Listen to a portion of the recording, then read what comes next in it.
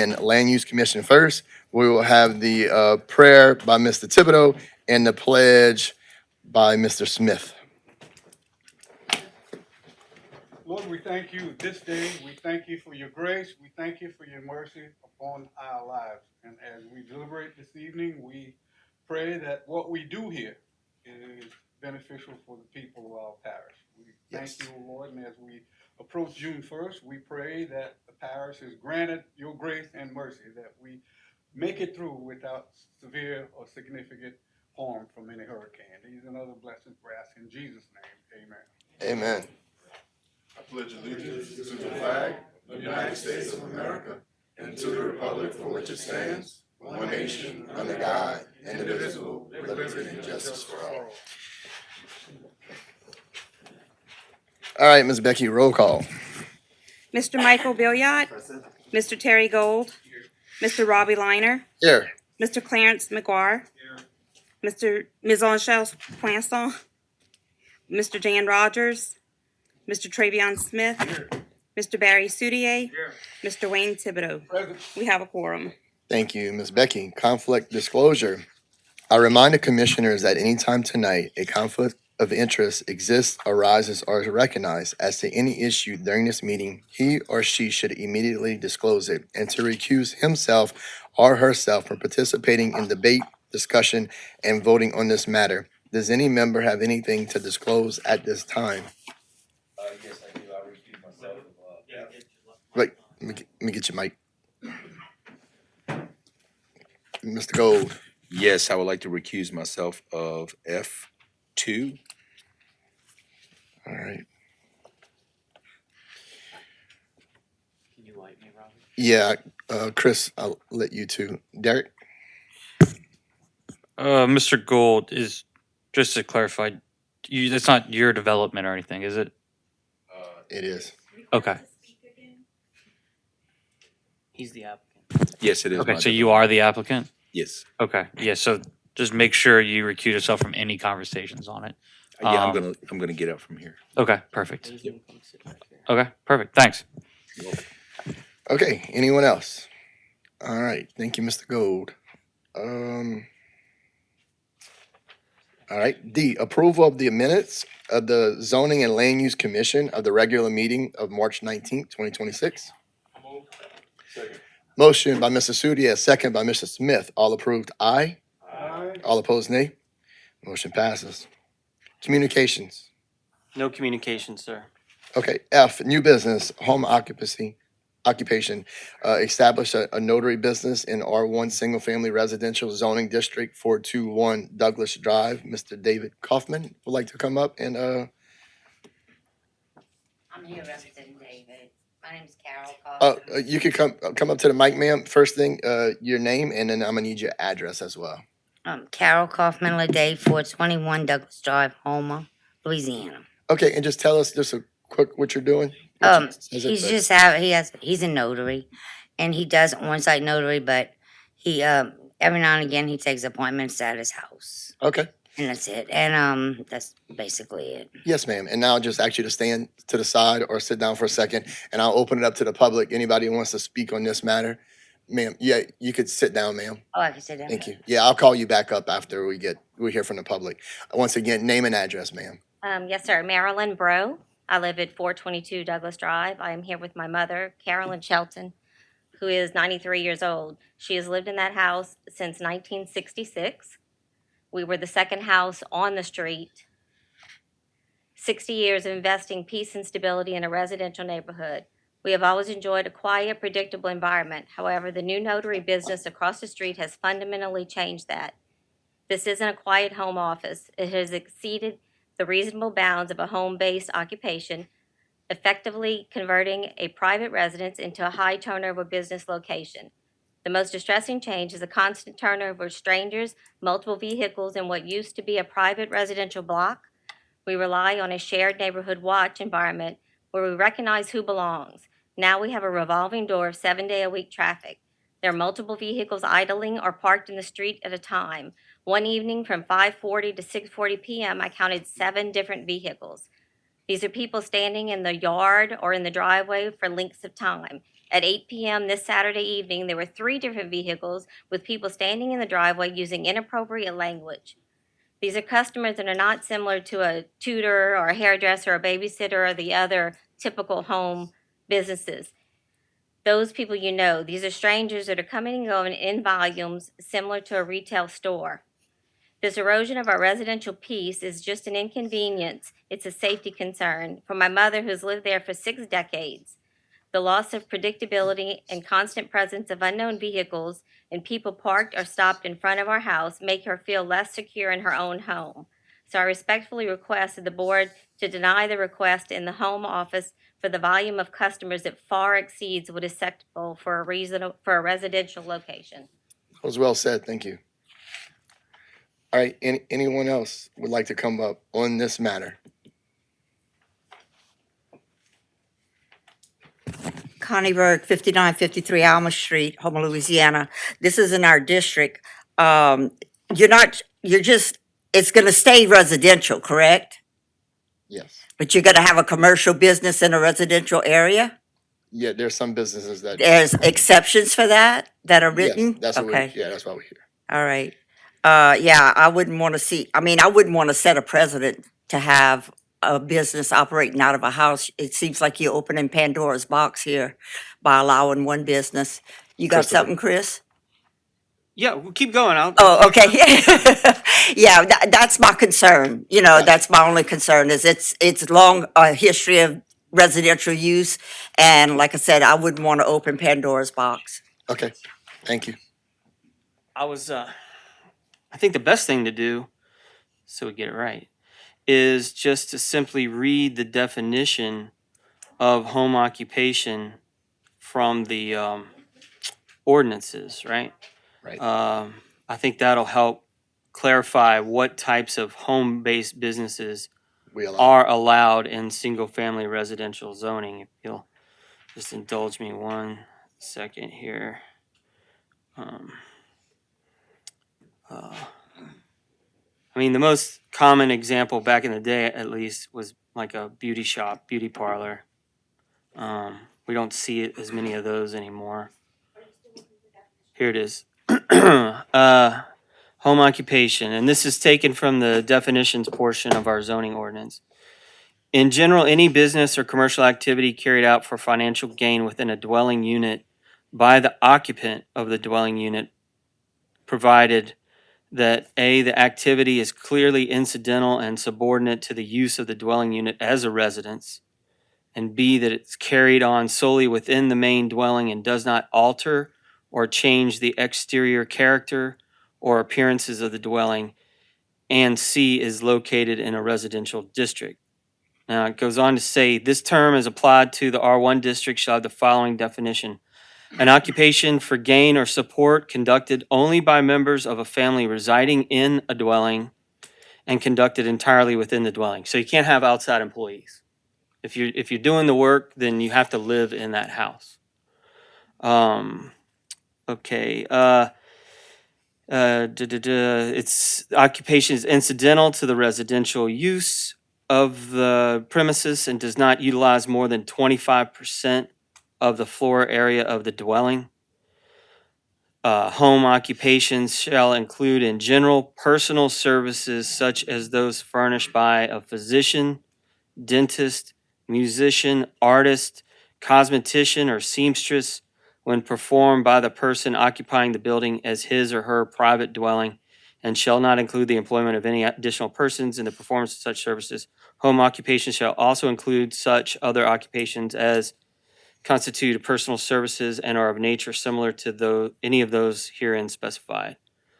Piano lessons, tutoring. We have massage therapists. We have therapists. We have a few attorneys. This is the first notary because we didn't realize that normally we catch these things because they apply for an occupational license for their business. And when sales tax sees it's in a residential district, they'll kick it to Becky to review for zoning approval. And she'll catch it and say, well, wait a minute, we don't have a home occupation here. So then it comes to y'all. In this instance, we found out from sales tax that notaries, for whatever reason, are exempt from the requirement for an occupational license. So that's why we never got notified about it. And it wasn't until the councilman for the area sent us some pictures because the applicant had a blade sign in their yard, identifying the business, which of course is not allowed. Even if the home occupation's approved, they can't have a sign like that. Makes sense. So that, I just wanted to interject that and hopefully clear up a few. But that was my one question is, have we let other notaries come through? So this is the first. And my, since I've been with the parish, do you remember having a notary before? I have a tax service, but not a notary that in the 6 years I've been here. Yeah, we've had,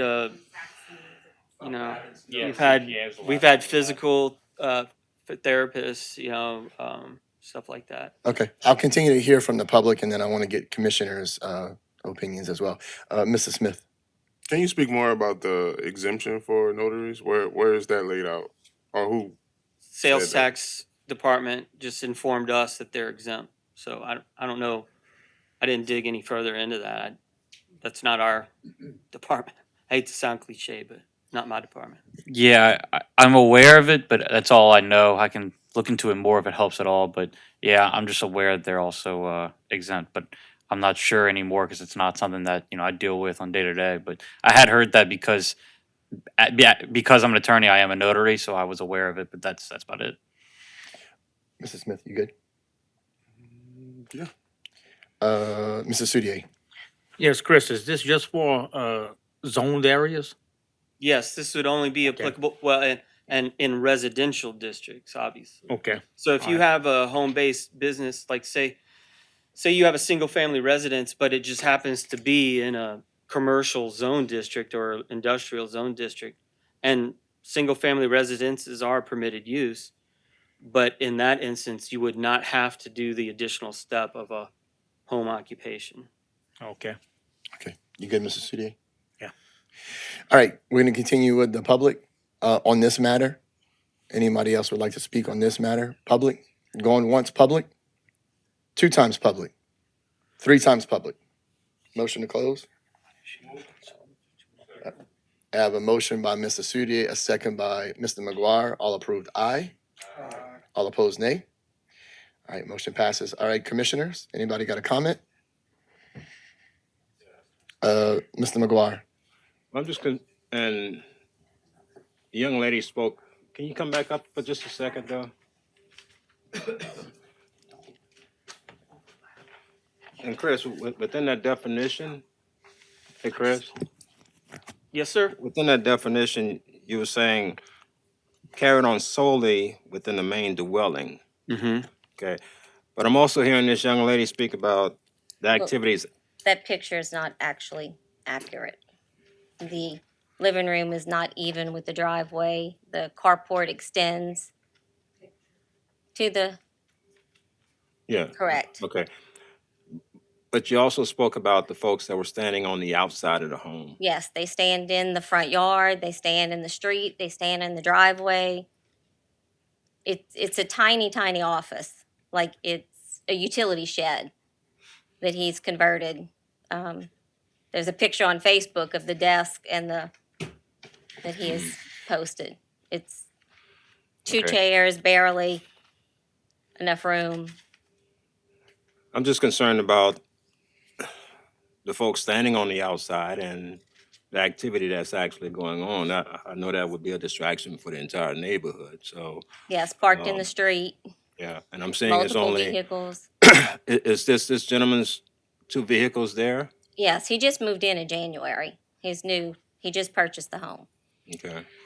And Mr. McGuire, I think like what you're referring to too is, when you're a notary, there's hot times when people get off of work and want to get some things signed. And I think the people standing outside is probably waiting for service for, someone else is probably. And I don't know if we have that ability to share with the person of that home, but, hey, setting a time limit for folks to come to your office and making sure that I think that's perfect. that business is done and they're gone, not having somebody 7 days sit a around. week. Yeah, notary is usually after hours a Yeah, lot. and that part is understood. It's just the fact of can that person manage his business well enough to say, okay, if I have a person coming in at 5 o'clock, I'm done with that person by 5:20.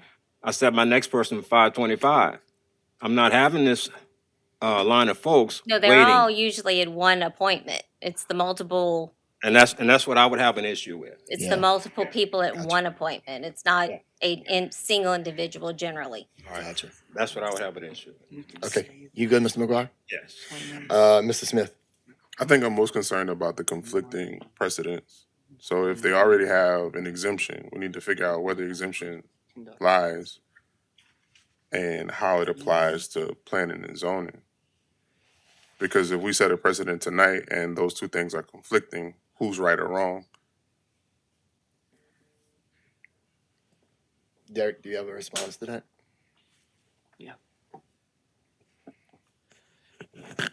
I'll wait. I know, staff report, I believe you have a couple provisions you were gonna add. So, Conditions, yeah, I'll wait till after they mention their conditions and then I'll touch on everything that you're saying. But just, I mean, I know oftentimes we, report or include conditions, but, I know where you're going with that, and we didn't have that, but that's an excellent add-on. But if anybody has, I mean, okay, if we have two conditions and you have a third one in your mind that you think would be a good add-on, or say, well, I'm not in agreement with this condition staff's throwing out, but I have another one, certainly I think specifying hours is a great idea. Who's just gonna enforce that? Well, that's, I was gonna, who's we gotta enforcing be this? mindful of what kind of conditions we throw out, because if it's something that can't be enforced, it's a little difficult, like, you can't have people standing outside your house. Okay, well, that one's a little, Right. I mean, what if people are there because it's Christmas time and, or I don't know, pick a reason, it's just, that one's a little hard.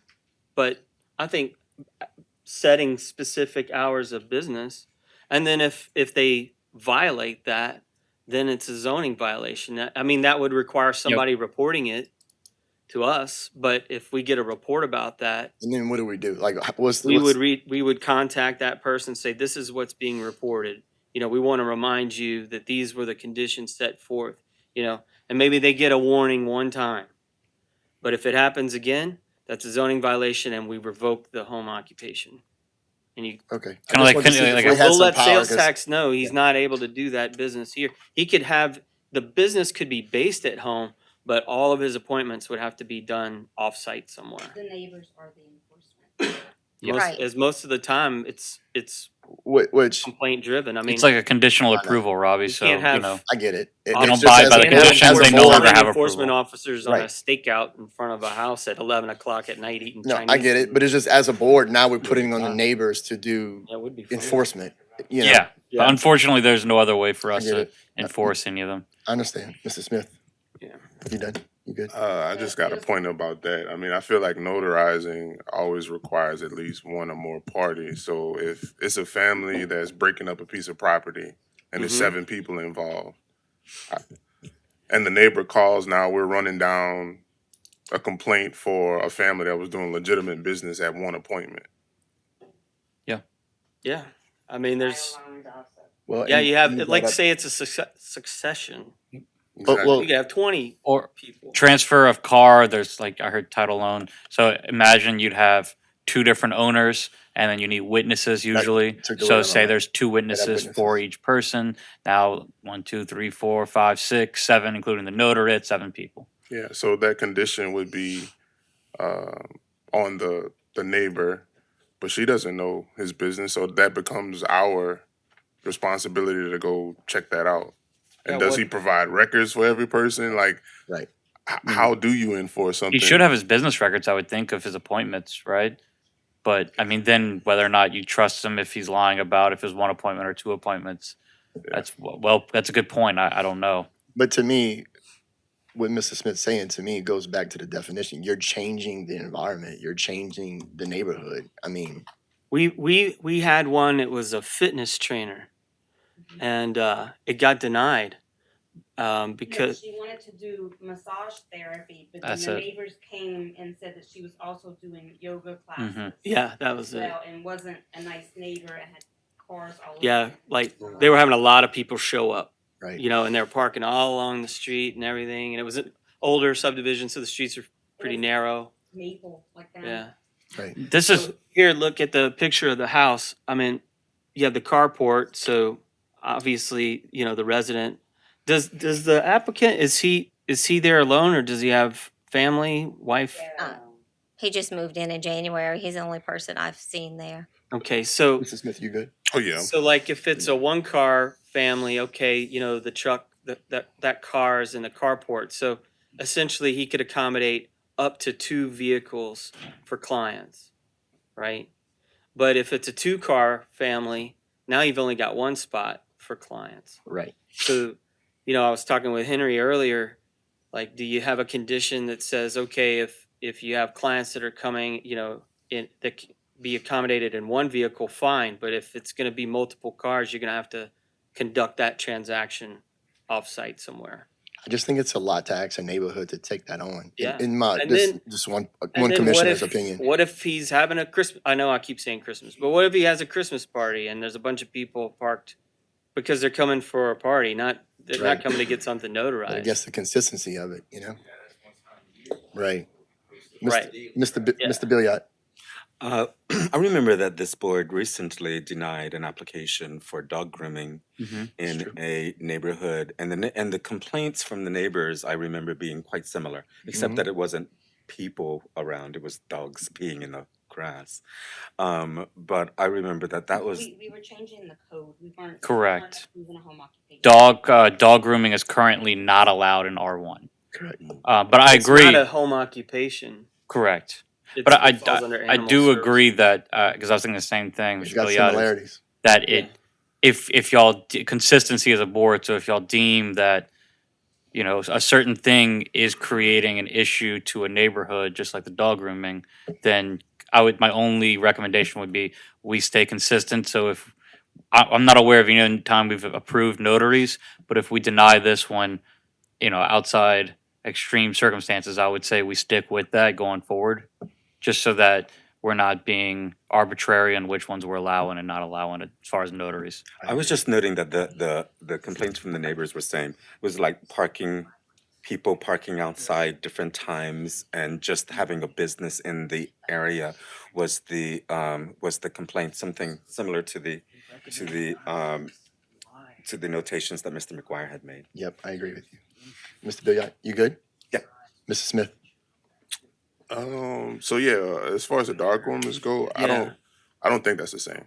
I voted it down because the ordinance says for people, and we weren't making an exception for dogs. I feel like the cost of doing business, if you have a home occupancy, whether it be a tax preparer or anything, we're making an exception for you to do business at home. I feel like that's the cost of business. You're going to have traffic. If we start dictating how much traffic a person can have to that home business, well, what's the point of having a home business? I guess, it goes back to like what they're using it for. Like what to me, the one thing that stuck out what Chris said was changing the neighborhood. Like if you do a home business and it doesn't affect your neighbors, that's one thing. But if you do a home business and affects your neighbors, that's something else. And that, in my opinion, you know what I mean? That's the way I look at it. To Derek's point about watching out to be not to be arbitrary and capricious.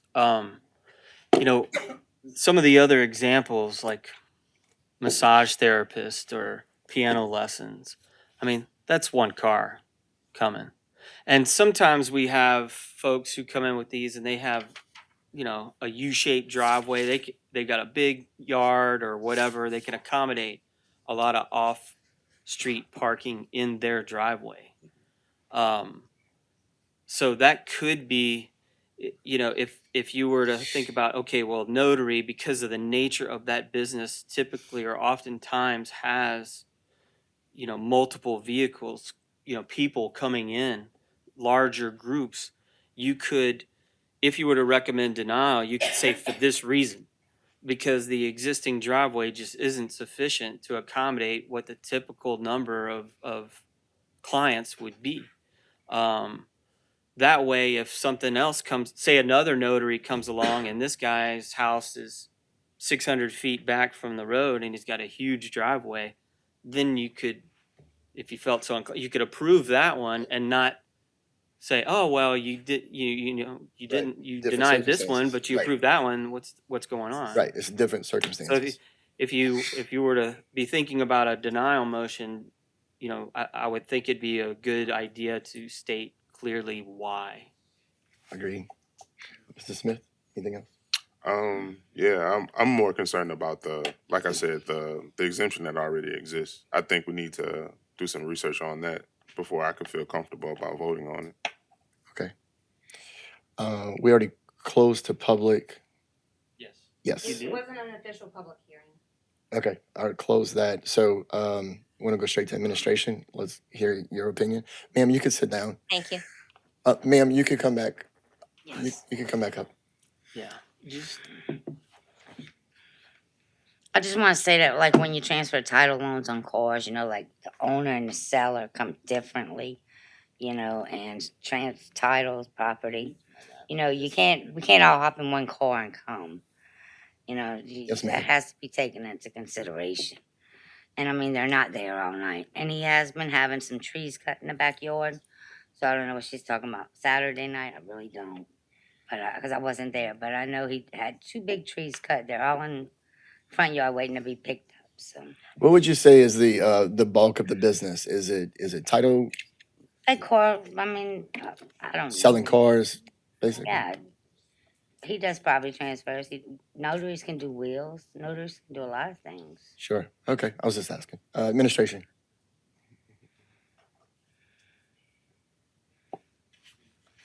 Request to speak. push it so it lights up. There. It's gotta light up. All right, so basically we went through all the like what's allowed and what is a home occupation, but just wanted to add something. The applicant may place an exterior wall sign no larger than 1 square foot in area if he so desires. The applicant received a zoning code violation in March due to a sign posted in front of the property. He was instructed to remove sign and to apply for a home occupation. A site visit was performed and adjacent property owners have been notified. Staff received no calls regarding this matter. Staff would recommend conditional approval of the home occupation request if staggered appointment times, like 1 at a time, on specific hours of business, and to, I guess, park in a driveway, usually if it's more than 1 vehicle, or enough. If it doesn't fit in the driveway, then they would have to work through elsewhere, the business elsewhere. Okay. Derek, you want to speak next now that administration went? Yes, sir. It's tough on the fly. As far as any other concerns, I know we talked about exemptions. If you want to continue it, then I would be able to better bring you, to the areas of topics that you discussed. But I mean, on the fly, I wouldn't. My approach to this, and of the minute that we've learned about it, I wouldn't really be.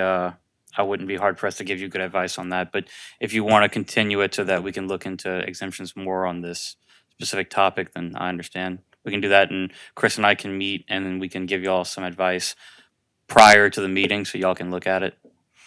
I think continuing might also be beneficial since the applicant isn't here and there's been some specific comments made, that I think we would really need to have him address and agree to if we're gonna set some of these like really,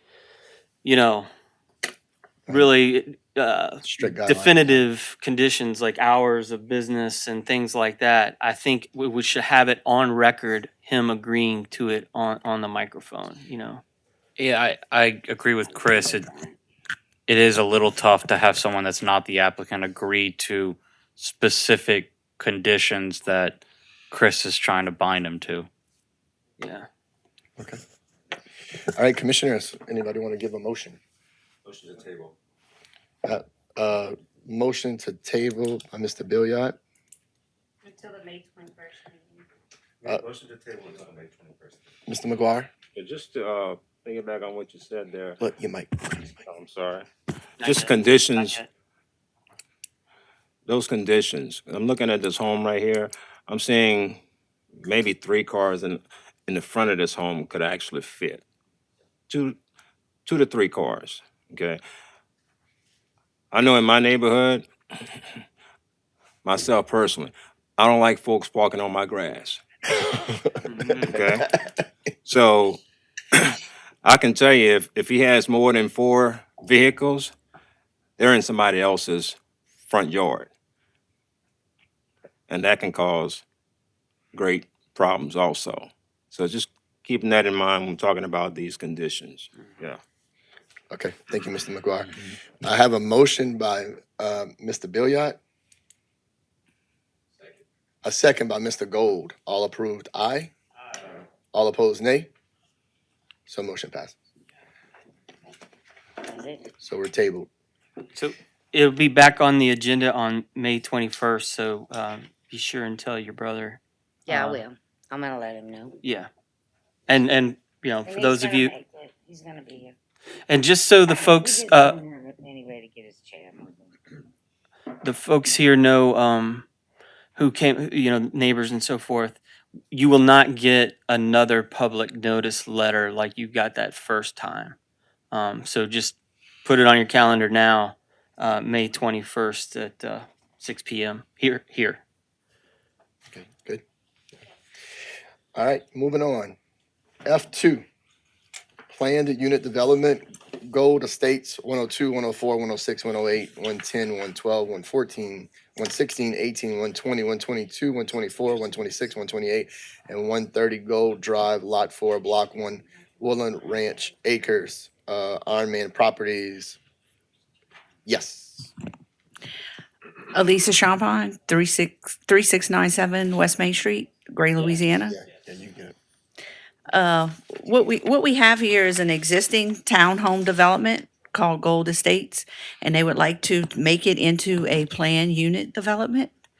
And in addition to that, and it's a unit development, it's actually 16 lots. It would be 15 with the units, and the 16th lot is like the common area for the development. And we're asking for 2 variances, one for the lot size and one for the requirement for buildings. The width between the buildings are supposed to be 15 feet, and they only have 10 feet between them. All right, we're gonna open this up to the public on this matter. Mr. Chairman, so just to clarify a point on one of those variances, so on the original application, one of the variances was from the minimum 25-foot frontage, in lieu of the 50-foot, and that's incorrect. The variance that they needed that they were asking for was from the minimum lot size. So the request is from the sizes depicted on the plat, because they range a little bit. They're at like 2,000, 2,100 square feet, give or take, instead of 3,600. But the variances were published that way. But I was talking with Derek before the meeting, and you know, since there's a public hearing component to this, if there's anyone when they come up to speak, if their issue is with the variances, please let us know. All right. Yes, sir. Yeah. Hit your mic, Mr. DeVore. Yeah, I just want to make sure I understand. So what's published here is the published request for variance is not so. I need to correct that? You So got 2 bullets here. yeah, I mean, there's really no request on the PUD, but there is one of the variances. Well, both of those variances are part of the PUD requirements. both of those variances do show up on the agenda for the planning commission. You know, this one's gonna come up again when we Right. reconvene. Right. But the first variance for 25-foot frontage in lieu of 50-foot required frontage, 50 by 50 box, that's not correct. What they should have been asking for was a variance from the minimum 3,600 square foot requirement in lieu of as depicted on the plat. Okay, I'll have some more questions, but Okay. that's fine for now, yeah. Mr. Derek. I clicked the button, but I'll wait till, I'm assuming, like Mr. Thibodeau said, y'all are gonna have more questions, so I'll answer them as they come. Okay. All right, we're gonna open up to the public. You just wanna stand to the side. Anybody have any questions, concerns on this matter? Going once public, 2 times public, 3 times public. Motion to close. Motion by Mr. Studier, a second by Mr. McGuire. All approved, aye. All opposed, nay. Motion's closed. Administration. The applicant is requesting review and approval of a planned unit development for townhouses along Gold Drive.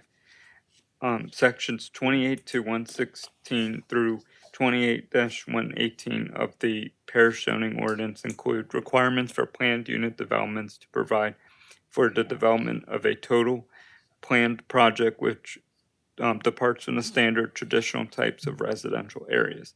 The applicant wishes to classify existing townhomes as a planned unit development. The townhomes were built in 2021 and met all requirements of the code at the time it was built. 'Cause this is just, at the time they were built, they met all the requirements of the code. Now they're classifying it as a PUD, so I'm gonna go further in now. The development meets the requirements of the number of units and lot size. Sufficient off-street parking has been provided.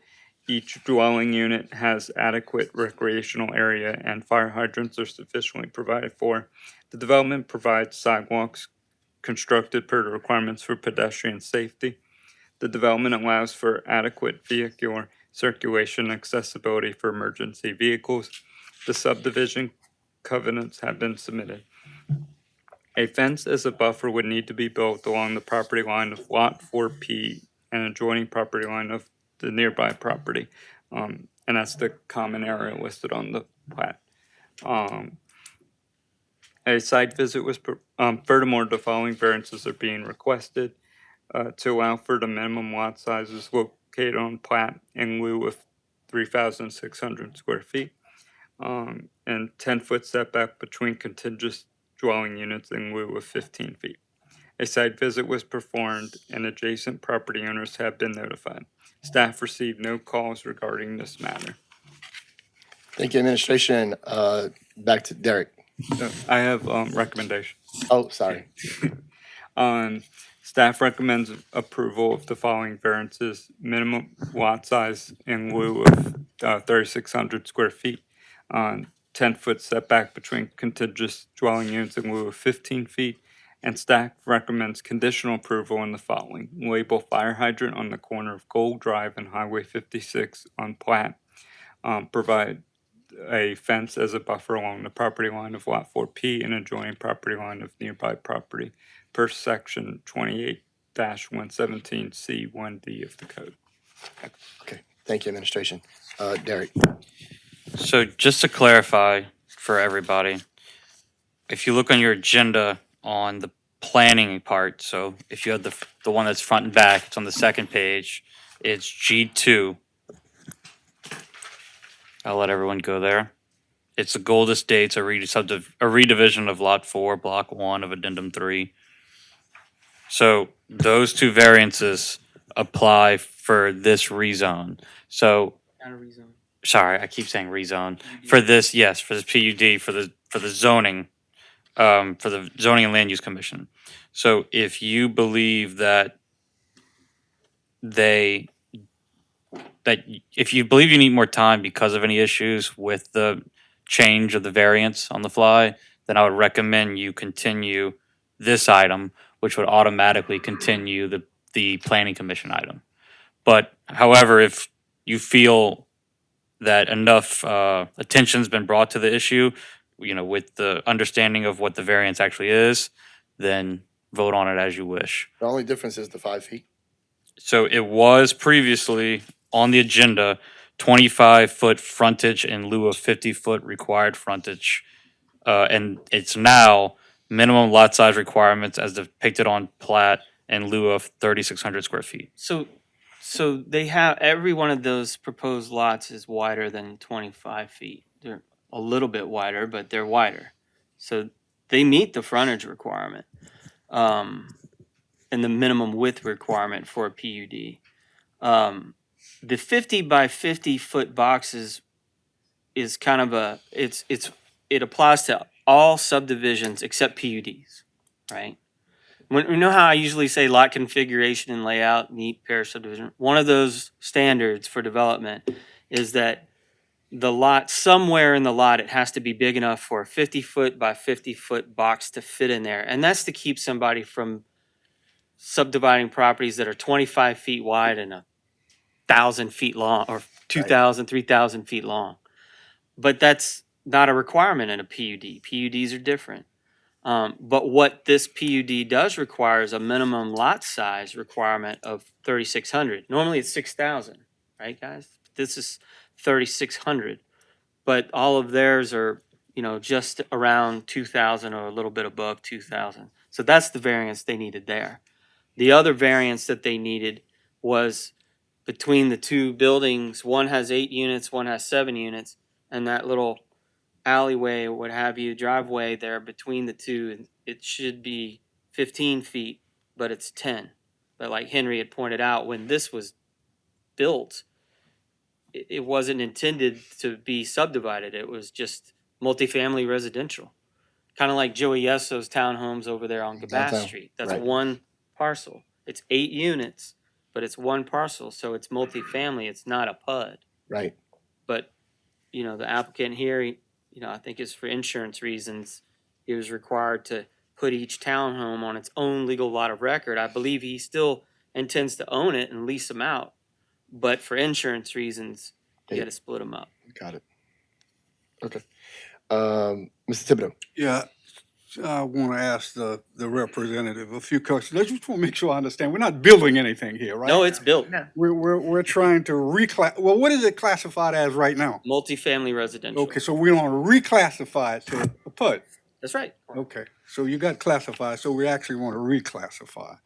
I just want to make sure I understood that. That language is in the staff report on the next. Yeah, all right. Meeting In the agenda. planning commission, right. Yeah.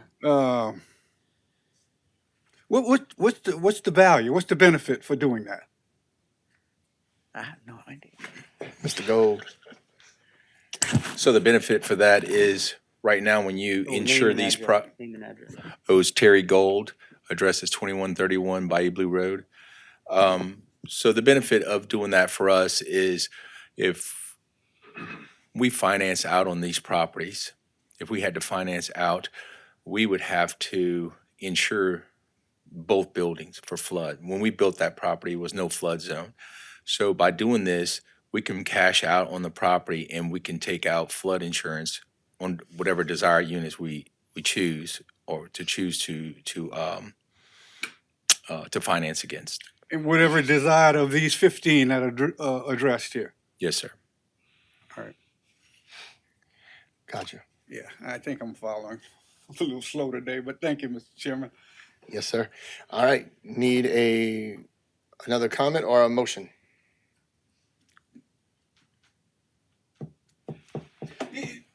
Obviously, this Hit is your- built already. hit your, so- hit your- so- I'm sorry. Hit your light again? Yeah. Go ahead. We're not setting any precedent. Actually, this man wants to reclassify into a PUD, and so we're not jeopardizing our business at all as it relates to what the planning rules say. Oh, sorry, Mr. Like- Derrick. Correct. The only reason we even made a statement about this specific one was because of the misstating of the variance in the agenda. It's the only reason we brought it to your attention at all. If not, it would have been any other normal application. All right. Thank you, Mr. Chairman. I think Yes, I'm sir. done now. All right. Need a motion from somebody. Mrs. Soudier. I'll motion per staff recommendation. I have a motion by Mr. Sudi, a second by Mr. Billiard. All approved, aye. Aye. All opposed, nay. So motion passes. All right, 3, a hearing rezoning from I-1 light industrial to OL open land to I-1 light industrial 526 South Hollywood Road, Track A, map showing Track A and B, a redivision of property. Mr. Marvin, someone here to represent? Oh, I'm sorry. Yep, you're right, sorry. Just need a motion from a commissioner to call for a public hearing.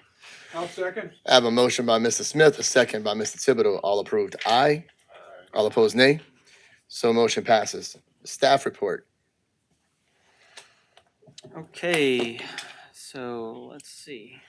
We got last month, we talked about, I gave you guys sort of a little preview that we'd be discussing this tonight. And I sent you guys Bless you. a copy of the draft revision. So, a couple of months ago, Mr. Richard Marie, who's here tonight, came to staff and to discuss. Well, actually, this kind of goes back a little further than that. It was about a year and a half or so ago. He was looking for a piece of property to open up what we're defining or proposing to define as a vehicle storage facility at a location that was zone C2. And unfortunately, after we did some research, we realized that that wasn't a permitted use. It's really, the vehicle storage facility, and we'll talk about what that is in a second, is only or falls into the currently falls within the definition of a junkyard. And junkyards are only permitted in heavy industrial areas. So in the handout, on the last page, there's the definitions section. And I'll start with that. I mean, so what we're proposing to do is take that wording of the junkyard and just focus specifically on the vehicle storage. But we're going to leave that language in there because vehicle storage could apply to other types of storage.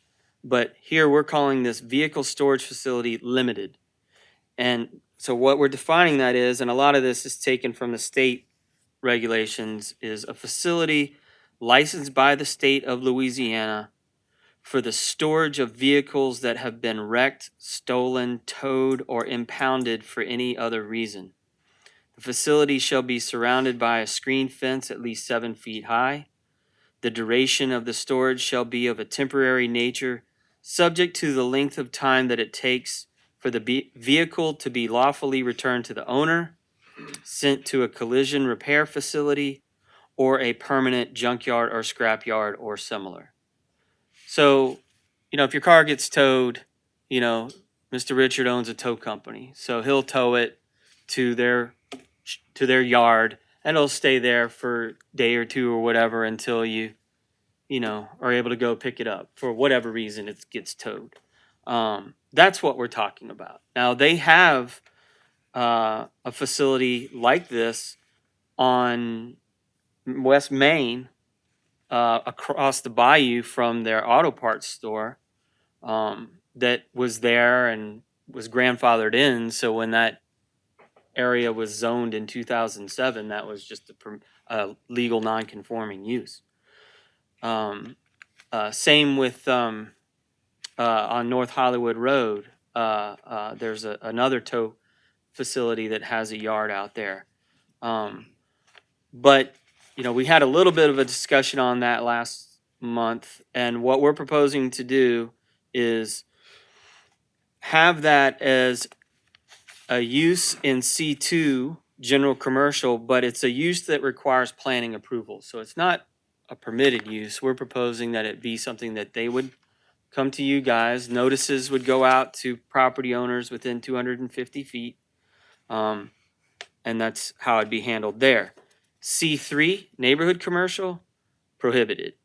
Okay, so it'd only be in C2, but only for planning approval. Now, if it's planning approval type use in C2, then by the zoning hierarchy, how that works, it also would require planning approval in light industrial and heavy industrial. But if we wanted to, in this proposed ordinance, we could also have that, we might want to consider making it a permitted use in I2. I mean, shoot, if a junkyard is permitted in I2, why not this? Right.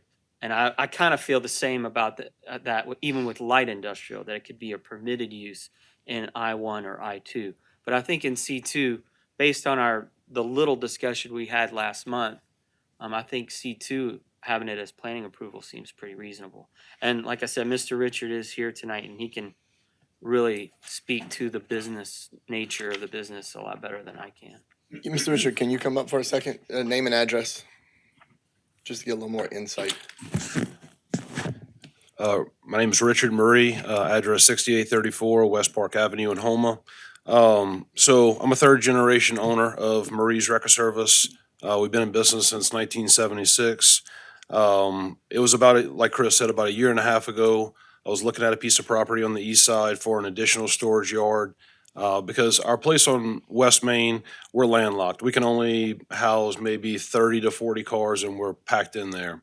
So we have another storage yard in Chauvin that we have probably another 150 cars down there, or I say cars, but general vehicles, trailers, all kinds of vehicles. So I needed an additional yard in Houma. Looked at a place on the east side, and it was actually zone I. It was light industrial. So after a while talking to Chris, he said it's a excluded use. So it got me thinking, even if I didn't pursue getting a place within the zoning area, that this needed to be permitted, with us being listed as a junkyard and not its own individual definition, I really couldn't let that stand, because the definition of a junkyard, where you drop off old refrigerators and stoves and washing machines, and it's a recycling yard, versus a temporary storage yard, is just, in reality, it's just completely different. So with our storage yards, I'd say 95% of the vehicles that come into our yards, these calls are generated by state police, HPD, TPSO, Lafourche Parish Sheriff's Office. They come in for a variety of reasons, for auto accidents, DUIs, insurance violations, repossessions, private property towaways. And these vehicles, they get put in storage for a specific amount of time. We have a very specific process that we have to go through to be able to get ownership of these vehicles, to where we can turn around and either crush them, junk them, or sell them. So there's a clear distinction between what that storage yard is and a auto salvage operation, which what I want to have is, or for this definition, is not a auto salvage operation. It's not a place where once you get ownership of these vehicles, that you turn around and start pulling parts off of, and you have a used parts operation in these locations. So the storage yards are a very fluid, vehicles coming in, vehicles going out.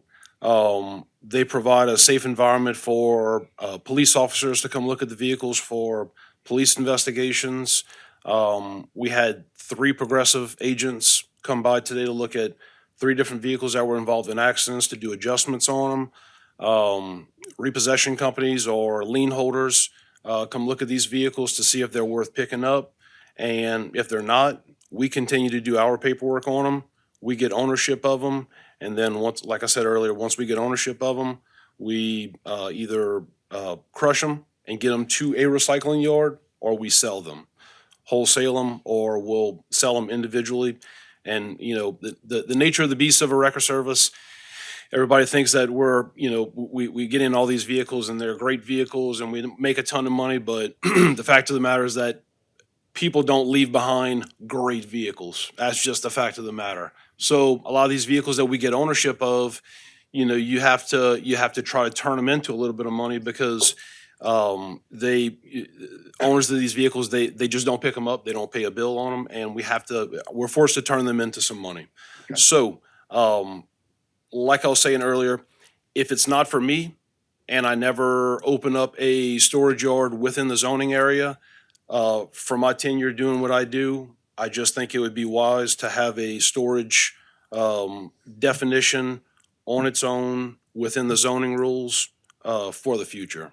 Gotcha. And last thing I'll say is, from what Chris was saying earlier is true. There's us, Jimmy's. There's actually 6 other businesses with a Louisiana storage license that are within the planning and zoning or within the zoning area. Actually, I think all of them are all in C2 that are operating currently right now in, I guess, somewhat, how do you classify? Grandfathered in. Grandfathered in, yeah. Okay. No, well said. I did have a question though. If Chauvin was zoned, that would be considered a junkyard, what you have in Chauvin? What would that be classified as? As of about 2 years ago, 2 years ago prior, we were in the used parts business. It's a hard business. We went through, and this is a story for a whole nother day, but we went through a family transfer of ownership where when myself and my mom took over the business, we decided we didn't want to operate a used parts business anymore, so we completely shut down that side of the business. We strictly sell parts in the Houma location, and we operate a wrecker service, which in and out operation, no used parts. So the Chauvin location is currently only being used for what this definition would fall under. Did that answer your question, or did? Or Well, I mean, I'm you sorry. crushed, there's, the cars back there are going to be crushed basically, right? Because I know they, I mean, they stacked up. So I thought that might have been considered a So, junkyard.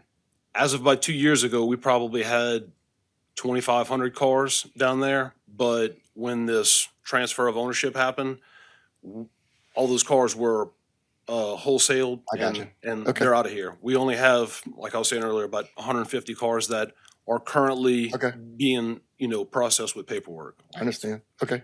Richard, Mr. Biggs. do you have the crusher on site at those places, at any of the locations? No, sir. So somebody else does that? There was a company that came, crushed them, and hauled them away on just by tractor trailer to a recycling yard. Okay. But we don't crush on site, never have. Okay. Mr. Billiard. First of all, Mr. Murray, congratulations on a great family business, local you. business here Thank in you. Houma. And I wanted to ask Chris, if there's no definition that adequately captures what Mr. Murray is trying to do. No, unfortunately, the only definition that mentions, auto salvage, for example, says see junkyard. Mhm. So in junkyard, it says, and I'm reading from the zoning definitions, junkyard, a use established for the purpose of selling used or scrap automobiles, trucks, and or trailers. And then it goes on to list a number of other things.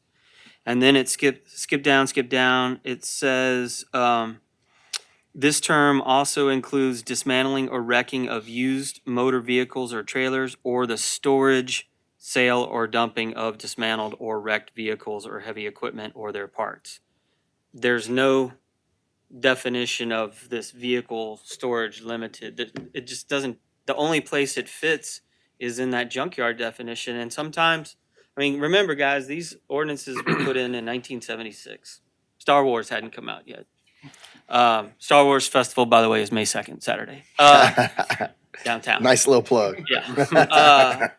But, so there are times when we have to make interpretations to find the best fit, right? And sometimes we get hung up on that. And that's what one of the duties and powers of the Board of Adjustment is. They can listen to and make interpretations of the code. If we need help, guys, we're not really sure if this is good, we take it to the Board of Adjustment.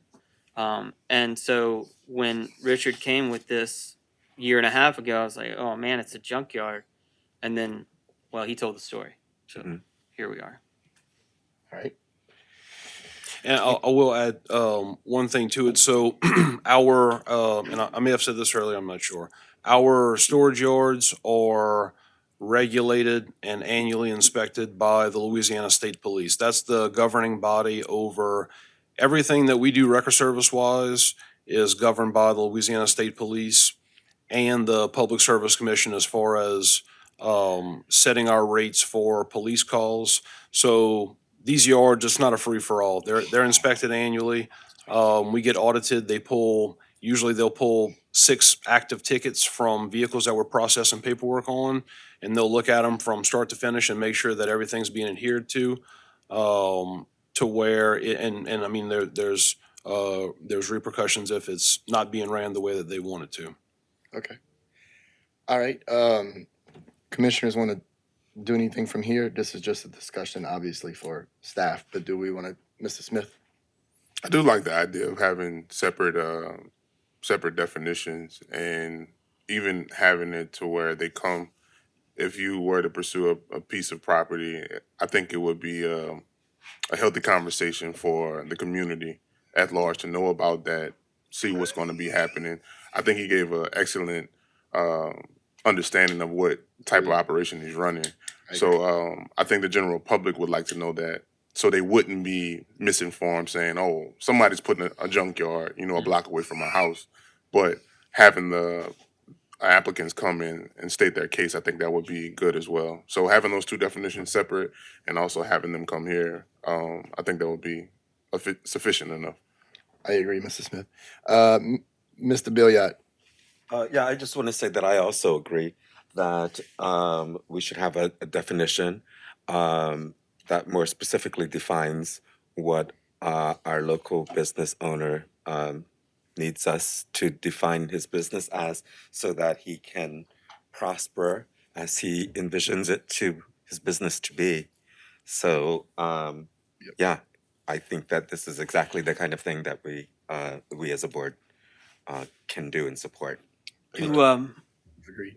Do you think, as far as I-1 and I-2 districts go, how do y'all feel about having this as a proposed permitted use in those 2 districts versus a use requiring planning approval?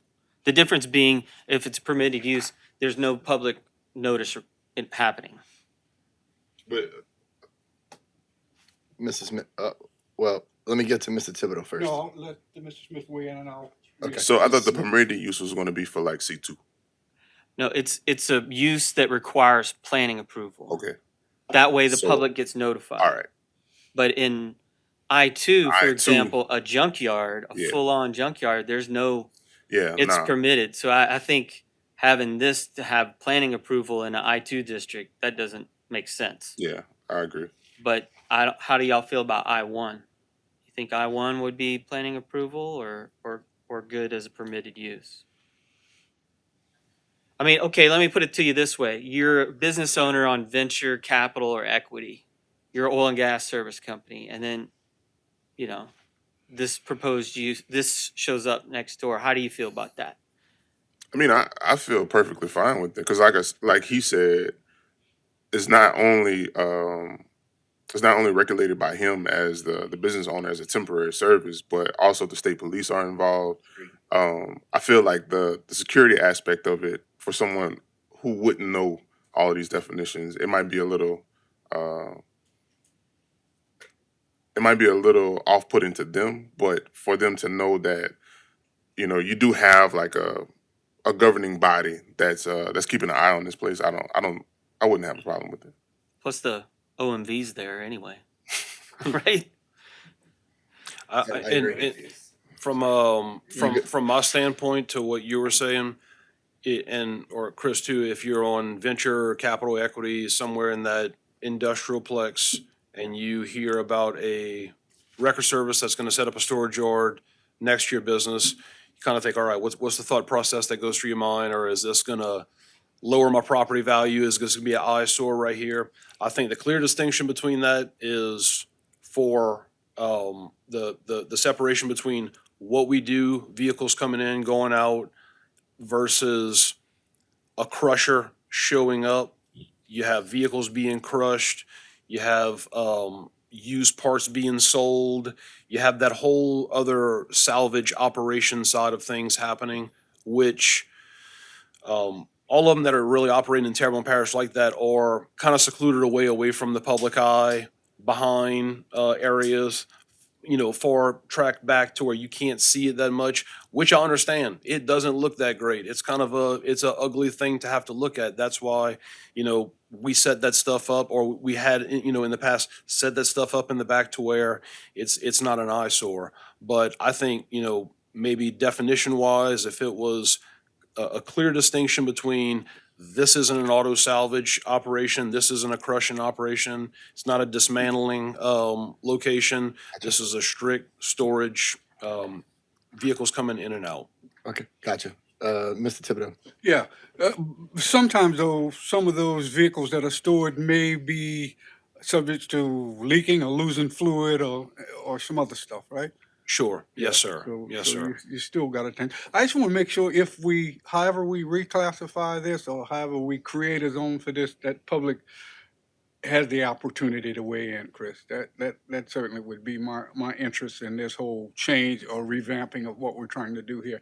I'm not prepared to vote on this tonight, and I'd like to make sure we continue this review and discussion, maybe have it on the next regular meeting.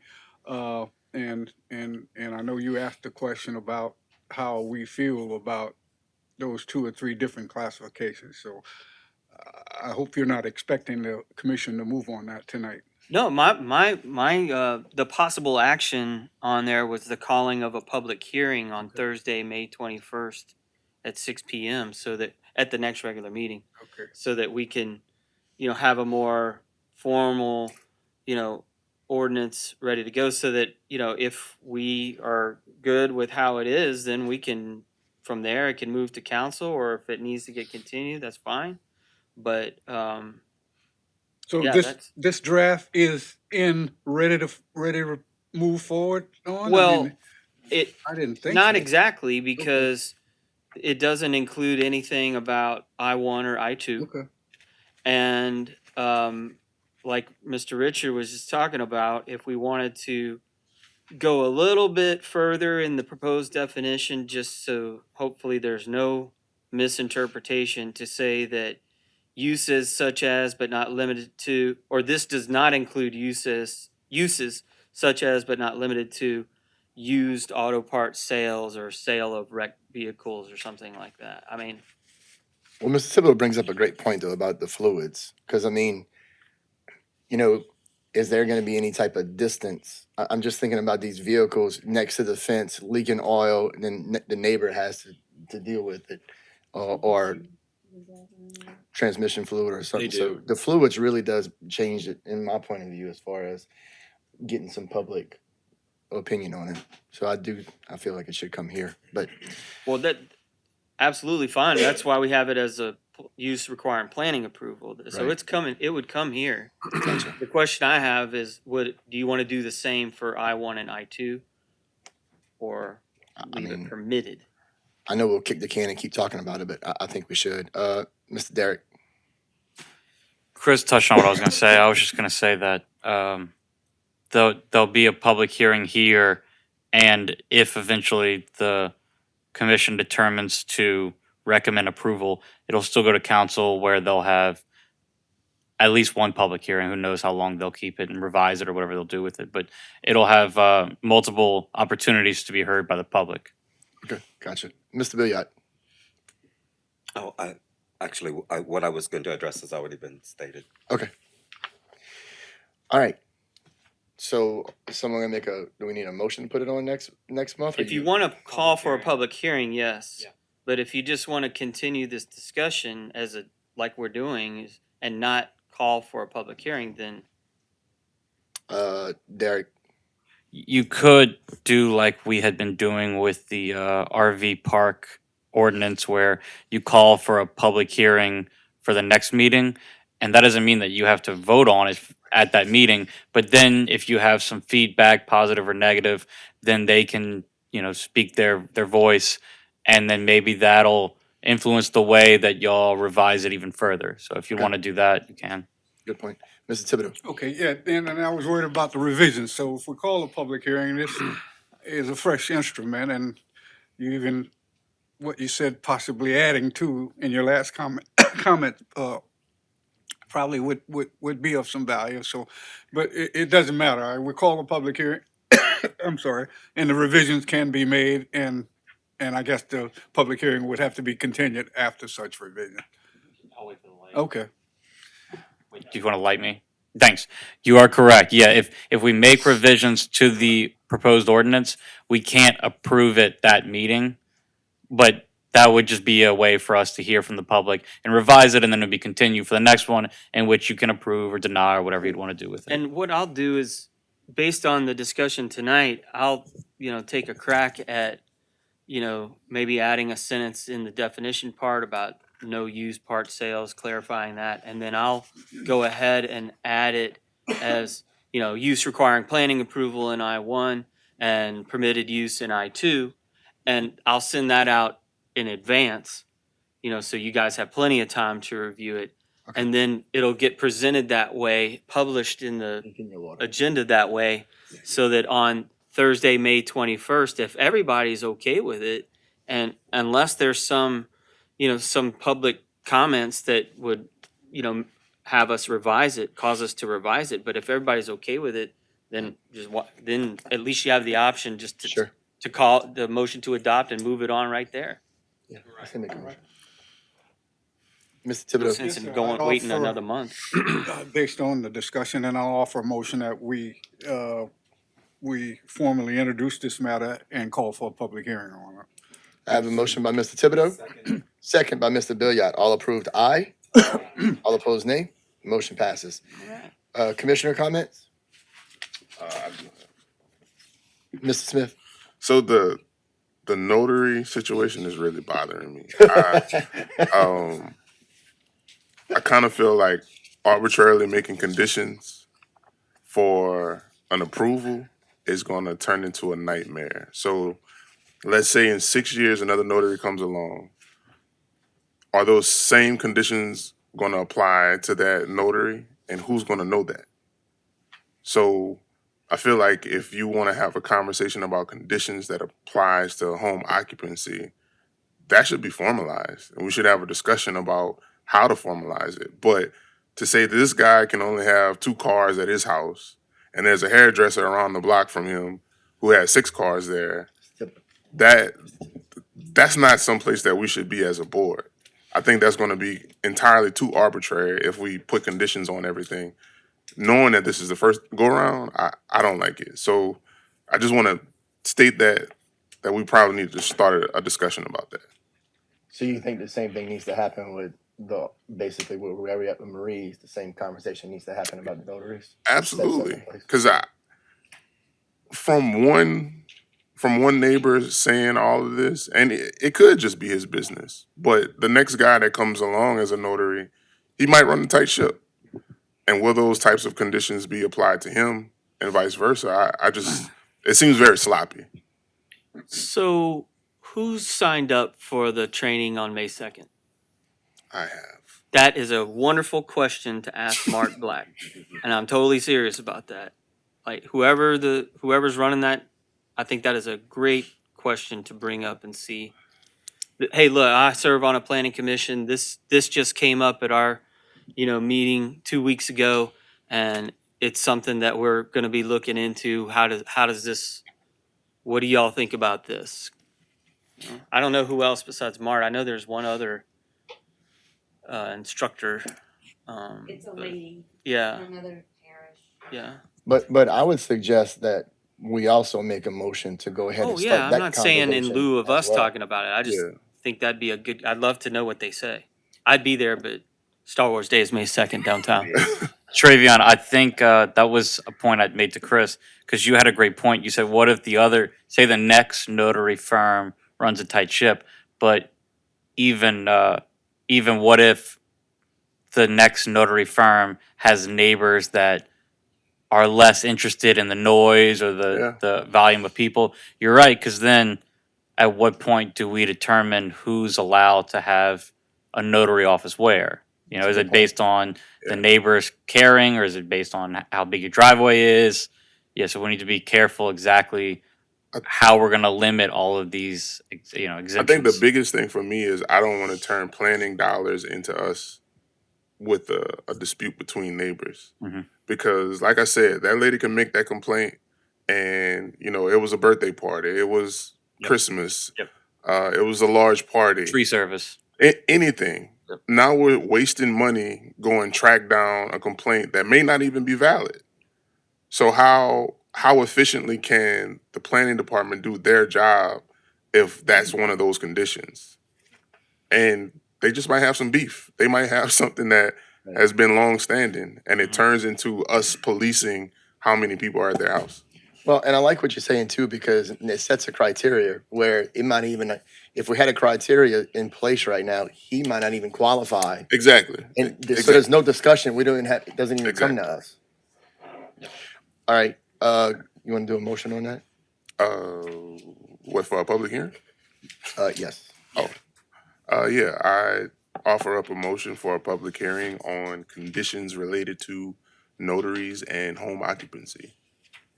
I have a motion by Mr. Smith, a second by Mr. Gold. Be under staff report, I think. Huh? Derek, So just to be clear, I think those are gonna be two separate motions. Okay. Because this is a motion specifically for the ordinance regarding vehicle storage facilities. But then, we voted on that No, already. No. We're talking. This is under. oh, sorry, Comments. y'all made the, This is just planning. I went to the commission. restroom. Yeah, you Sorry. was gone, bro. I know. So you're usually wanting a public hearing to discuss with the public regarding these Notaries. specific, Correct. Conditions for relative to home occupations, and more specifically, home occupations for Notary. notary publics. where would you best want to put that on the agenda, Becky? Okay, then perfect. Let's do that. All right, I have a motion by Mr. Smith, a second by Mr. Gold. All approved, aye. All opposed, nay. So motion passes. All right, any more commissioner comments? Public comments? I need a motion to adjourn. Second? I have a motion by Mr. Billiard, a second by Mr. Thibodeau. All approved, aye. All opposed, nay. So motion passes. We're gonna convene as the Regional Planning Commission now. Once again, I'll have the prayer by Mr. Thibodeau and the pledge by Mr. Gold. God, we thank you again for this moment. We thank you for your grace. We thank you for your mercy. We pray that what we do in the deliberations tonight is of value to the parish. We ask that you bless our state, our nation, and the leadership. In Jesus' name we pray. Amen. Amen.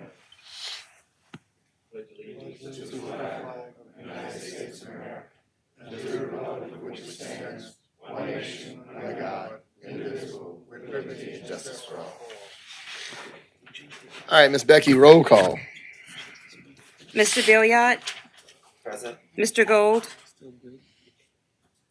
Mr. Gold, Here. Mr. Liner, Here.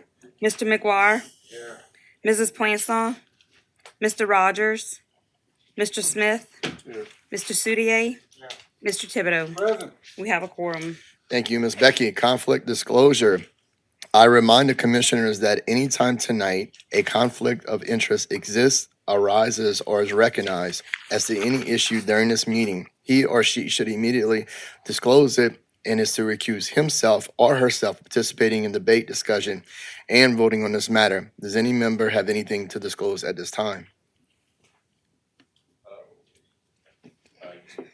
Go. Yes, I recuse myself of G2, item G2. Got it. All right, anyone else? All right, now I need the approval of the minutes of the Houma Terrebonne Regional Planning Commission minutes for the regular meeting of March 19th, 2026. So move. I have a motion by Mr. Thibodeau, a second by Mr. Smith. All approved, aye. Aye. All opposed, nay. So motion passes. E.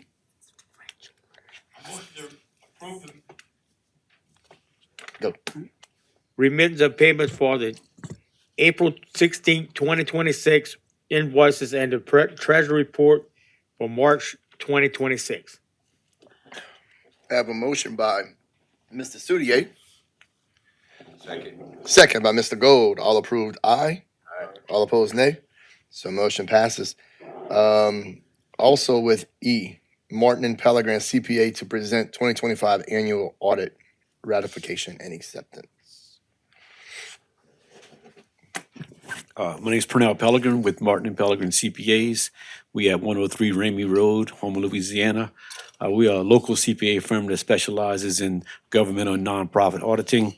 The Planning Commission is considered what's called a component unit of the parish government.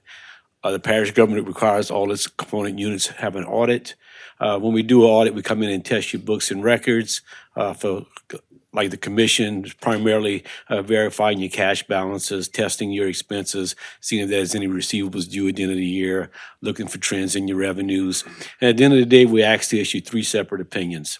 The first opinion is whether your financial statements as prepared by your staff and presented to us or what we call fairly stated, meaning are they correct? And you receive the unmodified opinion, which is the best opinion you could receive.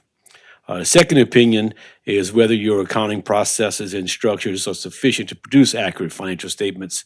And because the parish government's accounting department processes your accounting and they have a pretty advanced accounting structure, you get a clean opinion there as well. And the third one, and usually the most important when it comes to governmental auditing, we have to issue an opinion is whether we came across any instance where you didn't comply with any laws, regulations, contracts, or grants that apply to you. And this year we did have one finding. It's related to Local Government Budget Act. It's kind of a tough one for the Planning Commission because your budget's kind of small. In Louisiana, each government's required to amend their budget if they have a 5% variance in its revenues or expenses, negative variance. In 2025, you had a $20,000 budget for revenues. So at 5%, if you just miss it by $1,000, you got a finding. And during the year, your actual revenues were $18,000 less than $20,000. So you have a finding there. We had the same finding 2 years ago. Again, it's kind of tougher the smaller the organization gets. I suspect that I'll be up here next year telling you the findings resolved. Some of the financial highlights for the year, we had $18,000 of revenues, which was $18,000 less than our $36,000 of expenses. Revenues were actually up $1,000 from the previous year.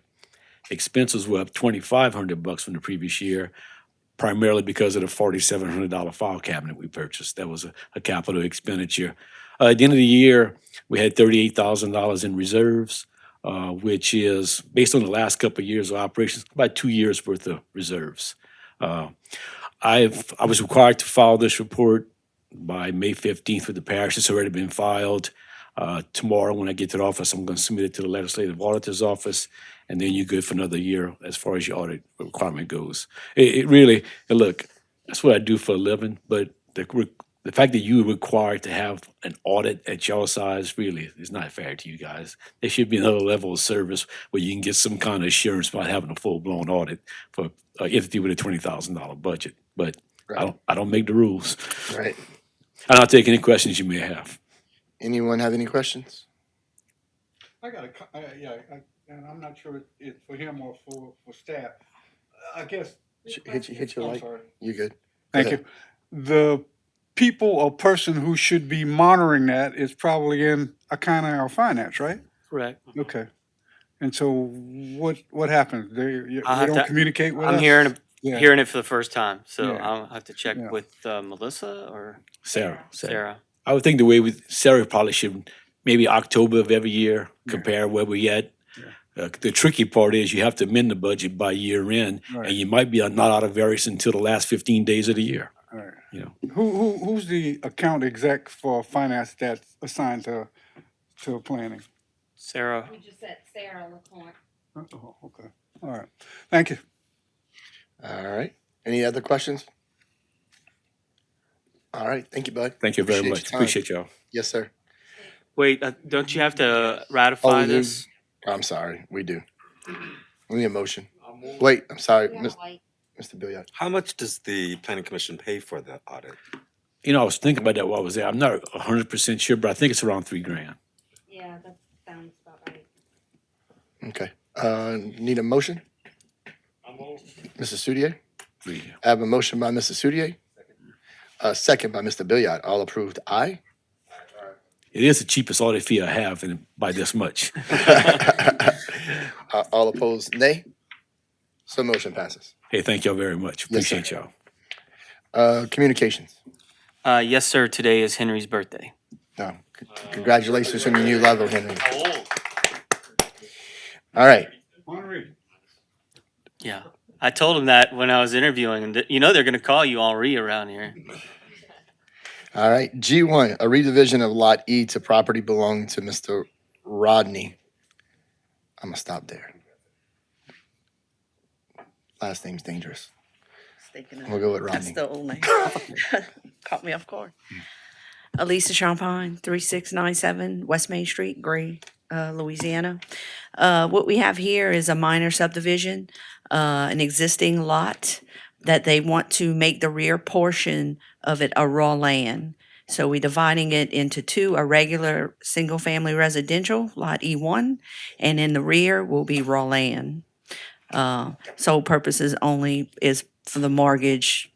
Company didn't want to do the mortgage on the whole tract. Got it. All right. We'll open it to the public on this matter. 1 time public, 2 times public, 3 times public. Second. I have a motion by Mr. Smith, a second by Mr. Thibodeau. All approved, aye. All opposed, nay. Motion passes. Administration. Thank you, Mr. Chairman. This is minor subdivision process D to create 2 lots. E1 is a single-family residential and E2 is raw land. The lot configuration and layout meet parish subdivision regulation standards for development. The applicant has been advised that although the proposed lot E2 is a raw land tract and as such is not required to meet the minimum frontage or servitude of passage width of 25 feet, if in the future the landowner wishes to remove the raw land designation to develop it for residential purposes, they will need to meet the frontage requirement at that time. Drainage plans and calculations were approved under the original subdivision back in 2019. Not all utility letters have been provided. Staff recommends approval on the following conditions. Number 1 is submittal of all utility service letters. And 2, there's a note on the original 2019 plat that's in reference to lots, at the time it was lot E, so that same note would need to be in reference now to lots E1 and E2.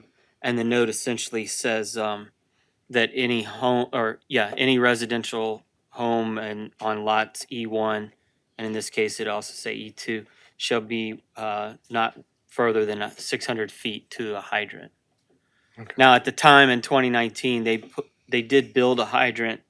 I know it's kind of small, but lot D, kind of in the back to the left, there is a fire hydrant there, and there's a dimension that Elisa put on there. Lot D is about 250 some odd feet deep, right? Yeah. And so that mound on lot E1 is approximately where the home is intended to go. So they would be within the 600 feet, but we still need to have the note on the plat all the same. Got it. Thank you, administration. Commissioner comments or a motion? Mr. Thibodeau. Yeah, it's just a comment. I noticed the conditions, one of them says the method of sewage disposal has to be placed on the plat. What is the method?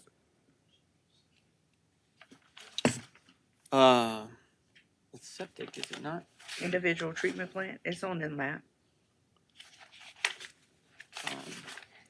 Yeah, it's under general notes, method of sewage disposal is by individual treatment plant.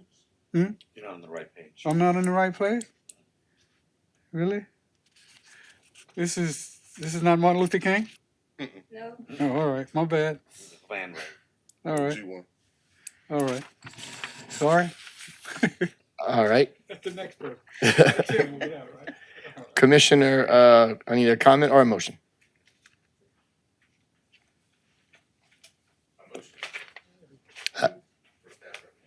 I have a motion by Mr. Gold, a second by Mr. Soudier. All approved, aye.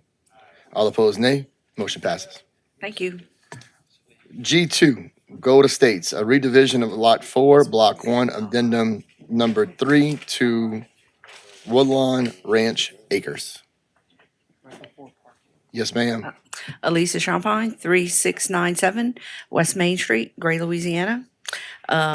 This is the same one from the zoning agenda we're asking for a planned unit development.